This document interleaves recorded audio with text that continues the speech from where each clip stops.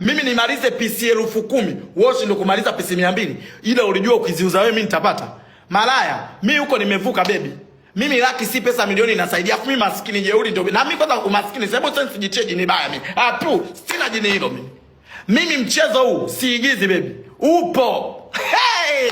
Kama unajua naigiza baby, huko nimefunga.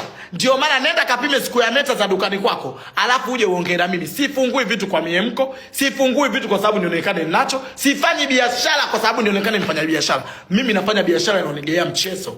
Upo dadangu. Nataka nikutwishe wewe kijeba.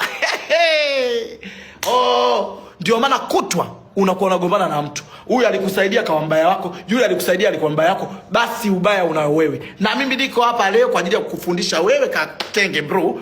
Nikwambie hivi, roho mbaya haijengi. Roho mbaya baby inabomoa.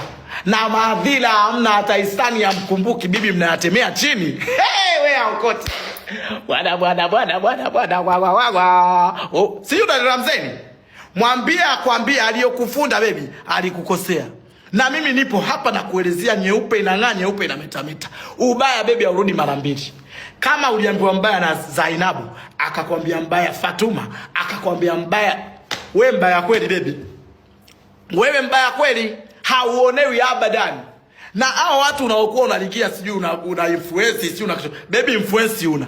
Maana yake ungekuwa na influence, nitakuwa nikitembea kwenye mabango yangu Dar es Salaam, nikukuta kuna bango moja umeweka watu wanatangaza sigara unayo.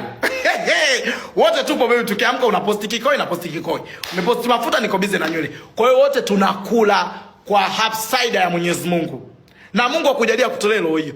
Unatengenezaje scenario una msaidizi wa watu, lakini watu wako mbona wa karibu hawakui? Wewe kwa ni msaidizi wa watu, walitakuwa wakue wa kwako ndani. Huyo ndo msaidizi wa watu. Lakini hawakui kwa sababu gani? Wanazungukwa na mtu mwenye roho mbaya. Sasa mimi koma kuanzia leo na vitu vyangu. Ukisikia usinikomentie. Yani utulie kama unavyotulia, maana yake mimi wewe mwenzako majini najua kuyapepea, kupepea na yapepea.